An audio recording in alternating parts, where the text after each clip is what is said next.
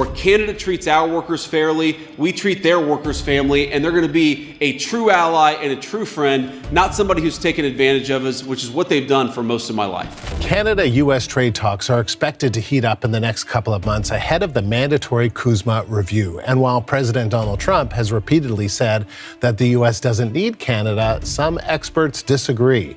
And Trump has threatened potentially to pull the United States completely out of the deal and instead strike one-on-one individual deals with Canada and Mexico.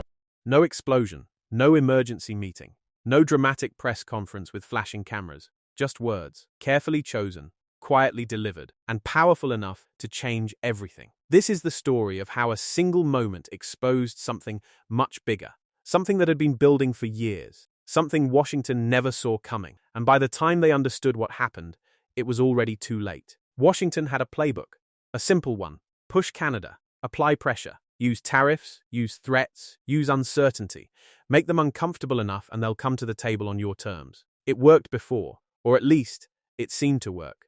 J.D. Vance stepped into that same playbook.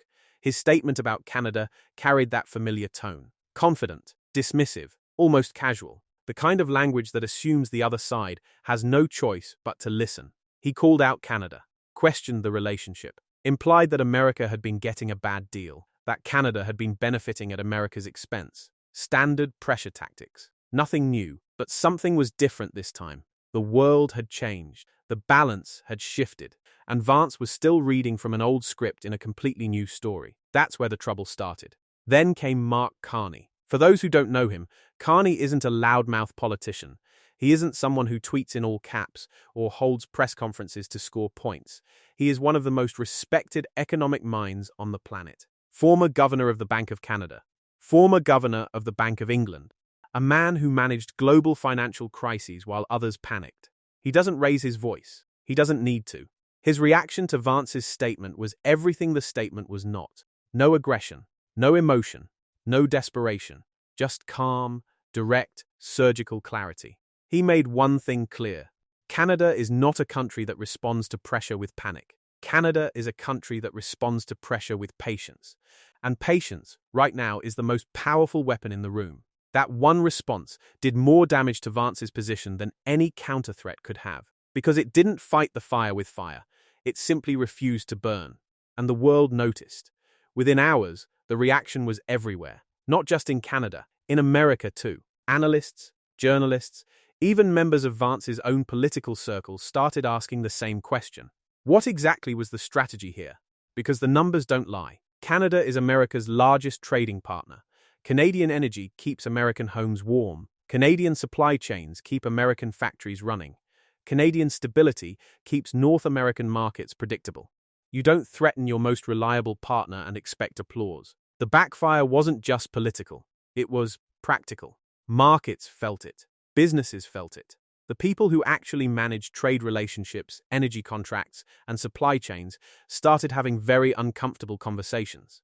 And Canada's image internationally? It didn't weaken. It strengthened. Because the world saw something rare. A smaller nation, standing calm and firm, refusing to be bullied by a louder voice. That image travels fast, especially in a world that is tired of noise. Here's what most people are missing. This isn't just about one statement and one reaction.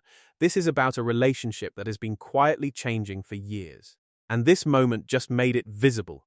Canada has been building, slowly, strategically, new trade connections with Europe, deeper engagement with Asia, partnerships that didn't exist 5 years ago, options that didn't exist 5 years ago. When you have options, you have freedom. Freedom to wait, freedom to negotiate on your terms, freedom to walk away from a bad deal without bleeding out. Canada has that freedom now, and Washington is only beginning to understand what that means.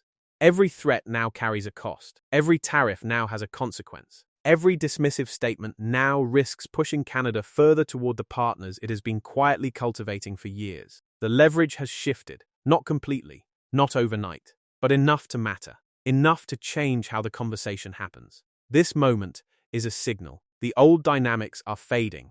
The era of one dominant voice setting the rules for everyone else is becoming harder to sustain. Countries that were once dependent are becoming independent. Voices that were once ignored are becoming impossible to dismiss. Carney's calm wasn't just a personal style.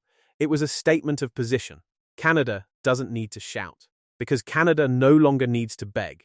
That is a fundamental change, and it didn't happen because of one speech or one election. It happened because of years of patient, strategic, quiet work, building relationships, securing resources, diversifying dependencies. Patience beats pressure. That is the lesson of this moment, and leaders around the world are watching very carefully, taking notes. Because if Canada can hold firm against this kind of pressure and come out stronger, then the playbook everyone else has feared for decades just lost some of its power. Vance spoke. Carney responded. And something shifted, not loudly, not dramatically, but permanently. The world is reorganizing. Power is moving. And the countries that stay calm while others panic are the ones who will write the next chapter. Canada proved something today. Quietly powerful is still powerful. Patient strategy still wins. And sometimes the most devastating response is simply to refuse to be afraid. This wasn't just a news moment. This was history, and it's only just beginning.